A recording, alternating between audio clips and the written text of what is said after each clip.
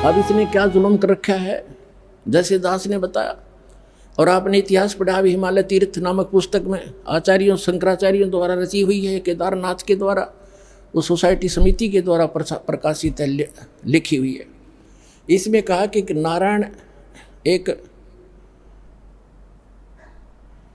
एक नर और नारायण नाम के दो भगत थे, और वो तपस्या कर रहे थे शिव जी की। वो करें किसकी थे, वो कर ही रहे थे, भक्ति आके खड़ा हो गया। यूं काल आ गया शिव रूप धारण करके, और उनके मन में प्रेरणा कर दी। उन्हें जो मांगा वही बता दिया। वहाँ एक पत्थर का लिंग खड़ा कर दिया, अगले पूज लियो इसने बता। अब उस केदारनाथ बना के धर दिया। उस काल ने एक मंदिर, एक जादूगर बना देता है, छोटी मोटी रचना। एक बार विश्वामित्र ने इतनी तपस्या कर ली कि वो एक अपने भगत को स्वर्ग भेजना चाहता था, उसको लोग अछूत कहते थे। तो इंद्र ने उसको रिजेक्ट कर दिया, वापस भेज दिया।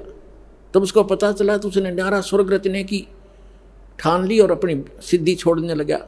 तभी इंद्र ने आके अक्षमा याचना की कि वहाँ झगड़ा हो जाएगा, दो दो स्वर्ग बनेंगे, हमारा जो है ना शांति भंग हो जाएगी, आप ऐसा ना करो।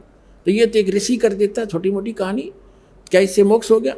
एक पत्थर का टुकड़ा स्थापित कर दिया लिंग, और उसको कह दिया तुम इसने पूजने जाइयो। ये काल का जाल है, और यह आज आपके सामने भी हो रहा है। उसके बाद क्या हुआ, आगे कथा सुनाते हैं।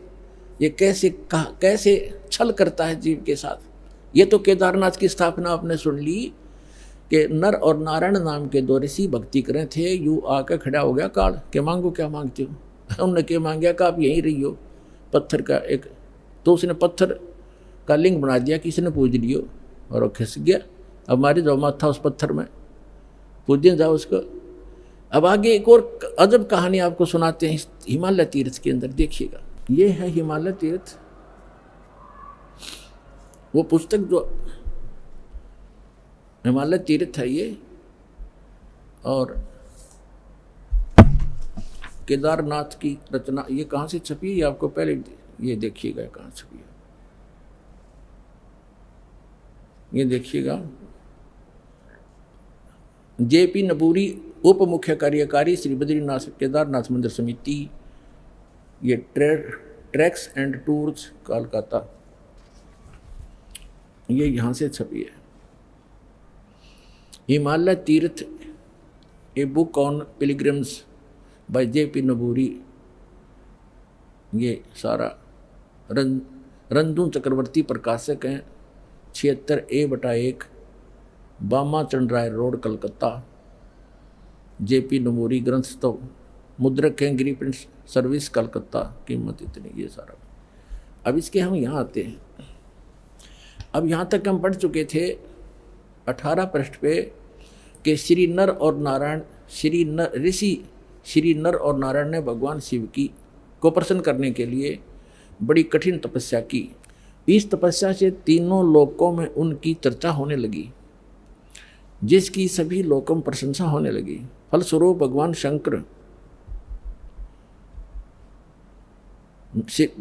भगवान शंकर भी नर नारायण की तपस्या से प्रसन्न हुए, और उन्होंने प्रत्यक्ष प्रकट होकर ऋषियों को दर्शन दिए। उन दोनों ऋषियों ने भगवान भोलेनाथ के दर्शन से आनंद विभोर होकर स्तुतियों और मंत्रों से उनकी पूजा अर्चना की।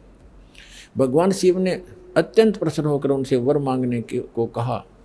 तो भगवान शंकर की यह बात सुनकर उन दोनों ऋषियों ने देवादिदेव महादेव से प्रार्थना की, हे प्रभु, यदि आप प्रसन्न हैं और वर देना चाहते हैं तो अपने इसी स्वरूप में जगत कल्याण एवं हमारी पूजा प्राप्त करने हेतु यहाँ स्थित होवें, ताकि जगत का महान उपकार एवं भक्तों को मनोरथ आपके दर्शनों से परिपूर्ण हो।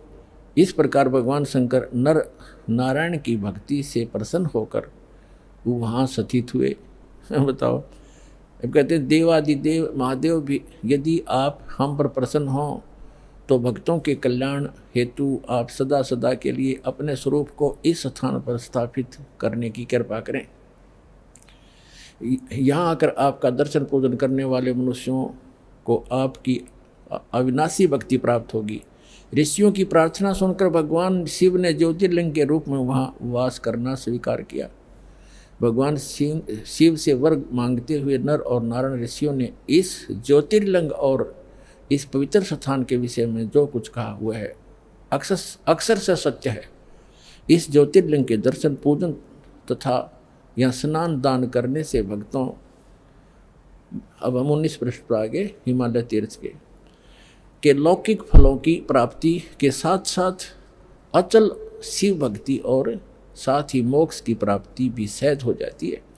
हिमालय में केदार नामक पर्वत शिखर पर प्रतिष्ठित होने के कारण यह ज्योतिर्लिंग को श्री केदारेश्वर ज्योतिर्लिंग के नाम से जाना जाता है। केदार शब्द का शाब्दिक अर्थ ऐसे स्थान से होता है जहाँ दलदल एवं अति मात्रा में पानी हो।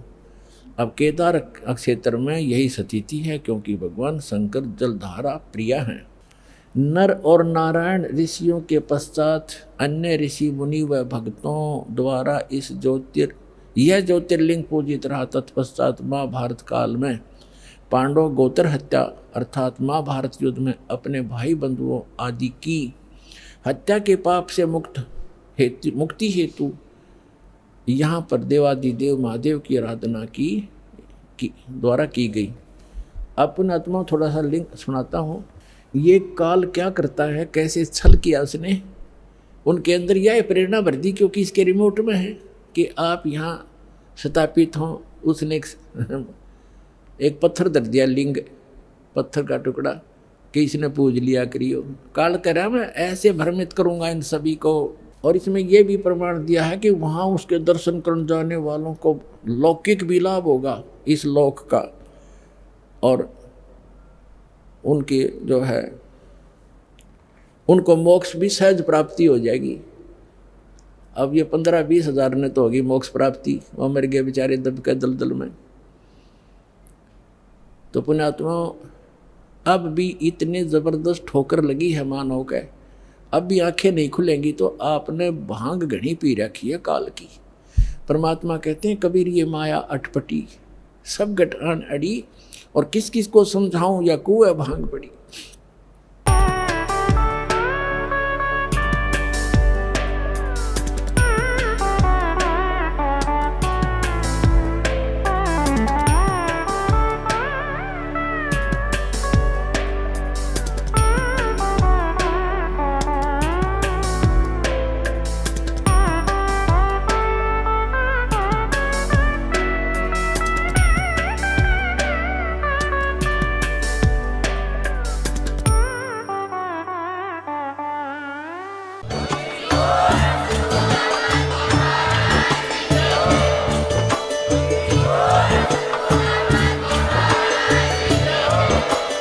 आप सुन रहे थे जगत गुरु तत्वदर्शी संत रामपाल जी महाराज जी के मंगल प्रवचन। अधिक जानकारी के लिए विजिट कीजिए हमारी वेबसाइट www.jagatgururampalji.org। संत रामपाल जी महाराज जी के शुभ आशीर्वाद से पूरे विश्व भर में 500 से भी ज्यादा नाम दीक्षा केंद्र हैं, जिन पर संत रामपाल जी महाराज जी द्वारा ऑनलाइन निःशुल्क नाम दीक्षा दी जा रही है। अपने नजदीकी नाम दीक्षा केंद्र का पता करने के लिए संपर्क करें 8222880541।